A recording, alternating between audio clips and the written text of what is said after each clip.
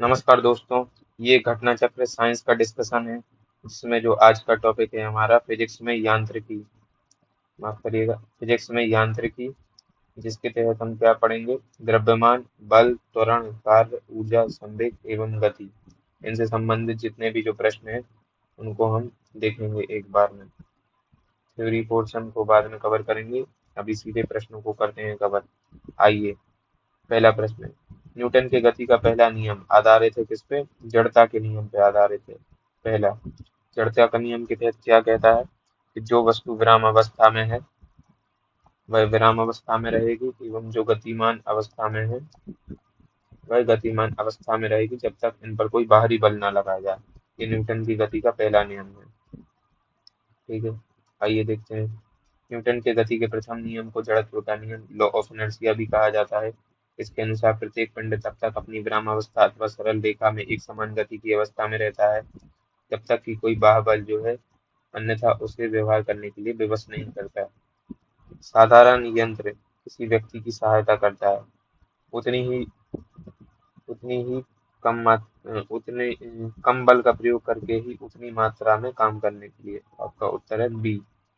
साधारण यंत्र अर्थात जो मशीन है वह मानव की किस प्रकार से सहायता करती है? तो हम कम बल का, कम फोर्स का यूज करके उतनी ही मात्रा में हम काम कर सकते हैं। ठीक है, वही है। एक व्यक्ति एक संवेदनशील तराजू पर खड़ा है। यदि वह गहरी सांस लेता है तो जो तराजू की रीडिंग है वह क्या है? बढ़ेगी। एक व्यक्ति अगर संवेदनशील तराजू पर खड़ा है तो गहरी सांस लेगा, तराजू की जो रीडिंग है वो क्या बढ़ेगी? व्यक्ति के गहरी सांस लेने इनहेल करने में तराजू की रीडिंग बढ़ेगी अर्थात तराजू द्वारा व्यक्ति का वजन अधिक दर्शाया जाएगा। 1 लीटर वायु 1.225 ग्राम वजनी होती है, अतः 1 लीटर वायु अंदर खींचने पर व्यक्ति का वजन 1.225 ग्राम बढ़ जाएगा। हालांकि व्यक्ति के घनत्व में कमी दर्ज होगी। ठीक है, वॉशिंग मशीन का जो कार्य सिद्धांत है वह किस पर आधारित है? देखिए, वॉशिंग मशीन का जो सिद्धांत है वह अपकेंद्रण पे आधारित है। अर्थात जो है, अगर आपको इस तरीके से बनाए तो केंद्र से बाहर की ओर जाने पर जो बल कार्य करता है उसको अपकेंद्रण बल कहते हैं, और जो केंद्र से अंदर की ओर, जो बाहर से केंद्र की ओर आता है उसको अभिकेंद्रीय बल कहते हैं। ठीक है, तो वह प्रतिक्रिया बल जो परिमाण में अभिकेंद्रीय बल के बराबर होता है परंतु जिसकी दिशा अभिकेंद्रीय बल के विपरीत अर्थात केंद्र से बाहर की ओर होती है। अपकेंद्रीय बल सेंट्रीफ्यूगल फोर्स कहलाता है। कपड़ा साफ करने की मशीन से, दूध से मक्खन निकालने की मशीन आदि अपकेंद्रीय बल के सिद्धांत पर कार्य करते हैं अर्थात जो है केंद्र से बाहर की ओर बल लगाते हैं। कौन कौन से? कपड़ा साफ करने वाली मशीन, दूध से मक्खन निकालने वाली मशीन आदि। प्रक्षालन जो मशीन की कार्यप्रणाली का सिद्धांत है वह अपकेंद्रीयकरण है। ठीक है, निम्नलिखित में से कौन सी सदिश राशि नहीं है? तो इसमें हम या तो सदिश देख लीजिए या फिर अदिश याद करिए। तो आयतन है तो सदिश राशि नहीं है, जबकि जो क्या है, बल, विस्थापन, वेग, त्वरण, संवेग एवं आवेग, ये सारी जो राशियां हैं वो कौन सी है? सदिश। कौन कौन सी? बल, विस्थापन, वेग, संवेग, आवेग और त्वरण, एक्सेलरेशन जिसको इंग्लिश में कहते हैं, ये सारी सदिश राशियां हैं। वे राशियां जिनको व्यक्त करने के लिए दिशा व परिमाण दोनों की आवश्यकता होती है सदिश राशियां कहलाती हैं। जिन राशियों को व्यक्त करने के लिए केवल परिमाण की आवश्यकता होती है, दिशा की नहीं, उन्हें अदिश राशियां कहते हैं। बल, विस्थापन, वेग, त्वरण, संवेग, आवेग आदि सदिश राशियां हैं, जबकि आयतन जो है अदिश राशि है। निम्नलिखित में से कौन सी सदिश राशि है? तो संवेग। संवेग सदिश राशि है। निम्नलिखित में कौन सी सदिश राशि है? विस्थापन। पदार्थ के संवेग और वेग के अनुपात में कौन सी भौतिक राशि प्राप्त की जाती है? तो इसका उत्तर है सी, द्रव्यमान। किसी वस्तु के द्रव्यमान तथा वेग के गुणनफल को वस्तु का संवेग कहते हैं। संवेग बराबर द्रव्यमान इंटू वेग, इसलिए द्रव्यमान बराबर संवेग बटे वेग है। बल गुणनफल है किसका? द्रव्यमान एवं त्वरण का है। F बराबर ma, जिसमें F हो गया बल, m हो गया मास द्रव्यमान और a हो गया त्वरण एक्सेलरेशन। ठीक है, ये न्यूटन की गति का जो है दूसरा नियम भी है। ठीक है। बल वह धक्का या खिंचाव है जो एक वस्तु द्वारा दूसरी वस्तु पर आरोपित किया जाता है। बल बराबर द्रव्यमान इंटू त्वरण F बराबर ma। यदि किसी घन के आयतन और पृष्ठ क्षेत्रफल को निरूपित करने वाली संख्याएं समान हो तो उस घन के किनारे की लंबाई माप की इकाई में होगी। 6। घन का आयतन बराबर है 1 क्यूब, तो घन का जो पृष्ठ क्षेत्र है 6 I² अर्थात प्रश्न अनुसार दोनों समान है, इसलिए 1 3 बराबर 6 I², तो 1 बराबर 6। ऊर्जा संरक्षण का जो नियम है का क्या आशय है? इसका सीधा सा अर्थ है ऊर्जा का ना तो सृजन हो सकता है ना ही विनाश, यह एक माध्यम से दूसरे माध्यम में परिवर्तित होती रहती है। ऊर्जा संरक्षण के मूल सिद्धांत के अनुसार ऊर्जा का ना तो सृजन हो सकता है और ना ही ऊर्जा का विनाश हो सकता है। हवाओं की ऊर्जा होती है केवल गतिज। हवाओं की कौन सी ऊर्जा होती है? गतिज ऊर्जा। बहती हुई हवा में केवल गतिज ऊर्जा होती है। हवाओं की गतिज ऊर्जा को ऊर्जा के अन्य रूपों जैसे विद्युत या यांत्रिक ऊर्जा में परिवर्तित किया जा सकता है। वायु शक्ति में ऊर्जा का कौन सा रूप विद्युत ऊर्जा में परिवर्तित होता है? तो कौन सा होता है? गतिज ऊर्जा। ये ठीक है। एक ट्रेन जैसे ही चलना आरंभ करती है उसमें बैठे हुए यात्री का जो सिर है पीछे की ओर झुक जाता है। इसका कारण क्या है? स्थिरता का जड़त्व। यात्री ट्रेन के एकाएक चल देने से पीछे की ओर गिर जाते हैं। इसका कारण यह है कि यात्री के शरीर का जो निचला हिस्सा जो गाड़ी के संपर्क में है, यह हिस्सा गाड़ी के साथ साथ चलने लगता है, किंतु ऊपरी हिस्सा स्थिरता के जड़त्व के कारण विराम अवस्था में ही बने रहने का प्रयत्न करता है। फलतः शरीर के यात्री के शरीर का जो ऊपरी हिस्सा है पीछे की ओर झुक जाता है। एक जो पृष्ठ पूर्णतः घर्षणहीन पृष्ठ पर खड़ा व्यक्ति एक सीटी बजाने से अपने को गति में ला सकता है। दूसरा क्या है? कारण क्या है? यदि किसी तंत्र पर कोई बाह्य क्रियाशील नहीं है तो उसका संवेग h जो है परिवर्तित नहीं होगा। तो इसमें कथन और कारण दोनों तो सही है, किंतु जो है RA का सही स्पष्टीकरण नहीं है। घर्षण पृष्ठ पर कोई भी व्यक्ति गति नहीं कर सकता क्योंकि किसी भी प्रकार की गति के लिए घर्षण आवश्यक है। हालांकि पूर्णतः घर्षण रहित सतह पर कोई व्यक्ति सीटी बजाकर अपने को गति में ला सकता है। सीटी बजाने के लिए व्यक्ति की एक दिशा में हवा छोड़ेगा जिसके परिणामस्वरूप विपरीत दिशा में वह गति करने लगेगा।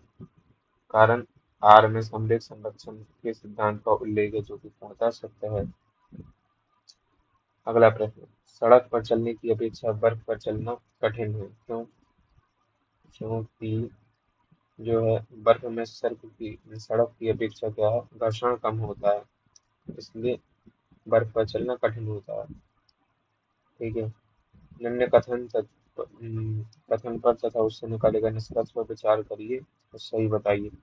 भरी हुई गाड़ी को चलाने में उसे चलायमान रखने की आवश्यक ताकत से अपेक्षाकृत अधिक ताकत से धक्का देना पड़ता है, क्यों?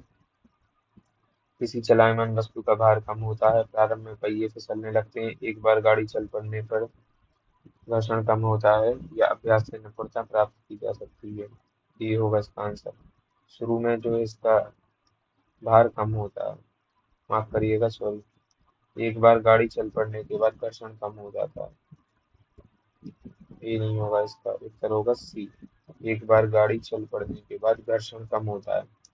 गाड़ी रुकी हुई है तो न्यूटन के गति का पहला नियम अर्थात जो विराम अवस्था में है वह विराम रहेगी। जब इस पर कोई बाहरी बल लगेगा तब फिर घर्षण कम होगा और गाड़ी चलने लगेगी। ये कोई काम का प्रश्न नहीं है, इसको छोड़ दीजिए। इसमें भी कुछ खास नहीं है, बाकी इसको देख लीजिए। एक ट्रक, एक कार और एक मोटरसाइकिल की गतिज ऊर्जाएं समान है। यदि आप समान अवरोधक बल लगाए जाएं तो वे क्रमशः एक्स वाई जेड दूरी पर रुकें, तो एक्स बराबर वाई बराबर जेड होगा। यदि किन्हीं वस्तुओं की गतिज ऊर्जा समान है और उन पर समान अवरोधक बल लगाए जाएं तो वे समान दूरी पर ही रुकेंगी अर्थात एक्स बराबर वाई बराबर जेड आपस में बराबर होंगे। ठीक है। दो समान द्रव्यमान की वस्तुओं की गतिज ऊर्जाओं का जो अनुपात 4:9 है, उनके वेग का अनुपात कितना होगा? 2:3 होगा। प्रश्न अनुसार क्या है, दोनों वस्तुओं का द्रव्यमान समान है, अतः द्रव्यमान बराबर m। माना पहली वस्तु का जो वेग है v1 है, दूसरी वस्तु का वेग है v2। पहली वस्तु की जो गतिज ऊर्जा है काइनेटिक एनर्जी वन क्या है, 1/2 mv1 स्क्वायर। दूसरे की भी क्या है, 1/2 mv2 स्क्वायर। अब दोनों समीकरणों को मिला दिया। प्रश्न अनुसार k1/k2 बराबर कितना दिया, 4/9। अब v1 स्क्वायर और v2 स्क्वायर बराबर 4/9 है। v1 और v2 को कॉमन ले लिया, स्क्वायर से हटा के 4/9 आ गया। अब v1/v2 जो स्क्वायर है, इसको हम ऐसे लिख सकते हैं 2 का स्क्वायर/3 का स्क्वायर। स्क्वायर से स्क्वायर हटा दी, v1/v2 बराबर क्या आ गया, 2/3। ये हमारा उत्तर हो गया।